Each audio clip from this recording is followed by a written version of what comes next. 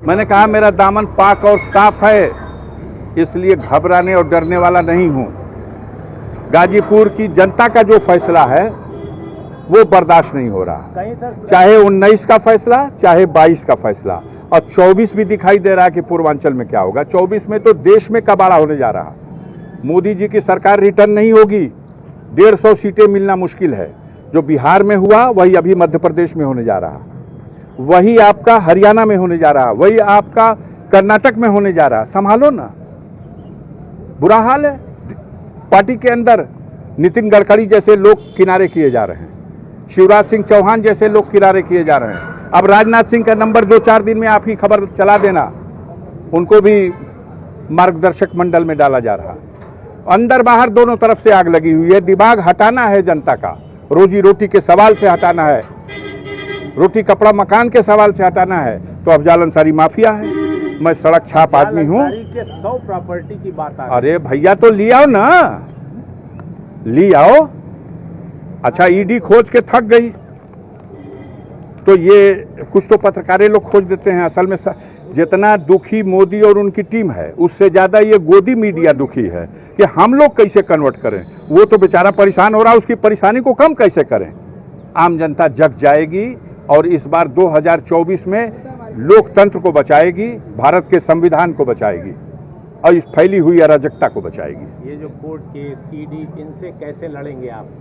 सबसे लड़ लेंगे, सबसे लड़ लेंगे। गरीबों की दुआ हमारे साथ है, हम लड़ लेंगे। हम सही रास्ते पे हैं, मेरा दामन पाक है। अपने 37 साल के संसदीय जीवन के इतिहास में कभी एक लाल नया पैसा भ्रष्टाचार का आरोप नहीं। मैंने कभी विकास निधि के रिकमेंडेशन में एक लाल नया पैसा कमीशन नहीं खाया। एक आदर्श है, मैं अपनी इबादत और पूरा पूजा समझ करके गरीबों की सेवा करता हूं, उसका ये परिणाम है। दूसरी चट्टी कांड के आरोपी हैं। चलिए वो सब बात की बात है। सर एक सवाल, हाँ। सर जिस तरीके से कार्रवाई की जा रही है, गाजीपुर में 4 जगह ईडी की छापेमारी हुई, बताया जा रहा है कि आप एक कार्रवाई जनता करने वाली है 24 में। 365 दिन आप कापी जांचिए, 4 साल आप कापी जांचिए, लेकिन 24 वाली कापी जांचेगी जनता और वो जांच देगी कि मैं माफिया हूं या उसका मसीहा हूं। सर आज कोर्ट में कैसे? हाँ, आज गैंगस्टर एक्ट के अंतर्गत यहाँ एक स्पेशल कोर्ट है, तिथि थे, उस तिथि पे आया हूँ। 2007 में यूपी गैंगस्टर एक्ट के तहत एक मामला दर्ज किया गया था मेरे विरुद्ध।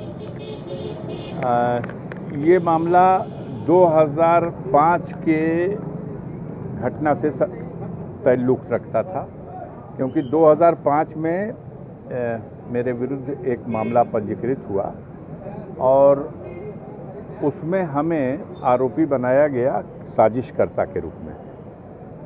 उसको आधार बना करके 2007 में गैंगस्टर का मुकदमा लगाया। विडंबना ये है कि जो मूल मुकदमा था जिसके आधार पर गैंगस्टर बना, वो मूल मुकदमा ट्रायल पूरा हो गया और ट्रायल कोर्ट ने हमें दोष मुक्त कर दिया 2005 के मामले में। लेकिन अब ये गैंगस्टर एक्ट इसी तरह पड़ा रह गया, इसमें तो चार्ज भी नहीं बना। अब अचानक एक बैक में गैंगस्टर हो गया और ये सारी कार्रवाई आप लोग जो ब्रीफ मिल रही है उसके हिसाब से छाप। 2013 में एक आपकी याचिका पड़ी थी जिसको कि अभी खारिज किया है इन्होंने, जो उन्मोचन। नहीं, देखिए पहले इसके बीच से नहीं समझ में आया। ये गैंगस्टर कोर्ट, पहले ये एक्ट जब आया तो इसके लिए कोर्ट मंडल स्तर पर एक हुआ करती थी। जब मेरे खिलाफ 2007 में गैंगस्टर का मुकदमा लिखा गया तो ये बनारस में इसकी कोर्ट थी और बनारस वो मंडल की कोर्ट से मुझे इस केस में बेल मिली। फिर ये बाद में कुछ दिनों के बाद वो कुछ निर्णय ऐसे हुए कि हर जनपद में यूपी एक गैंगस्टर कोर्ट हो गई, तो फाइल आ गई गाजीपुर। अब गाजीपुर में चला, फिर उसके बाद कोई निर्णय ऐसा हुआ जिसके वजह से ये फाइल चली गई special court MP MLA Prayagraj. तो ये प्रयागराज में चला और फिर प्रयागराज से घूम करके आदेश के क्रम में आज क्या कोई डेट पड़ी है क्या? आज क्या डेट कार्रवाई? पड़ी है 6 सितंबर की तारीख है और 6 सितंबर की तारीख में फिर अगली कार्रवाई होगी। ये तो कोर्ट प्रोसीडिंग है। सर इसको आप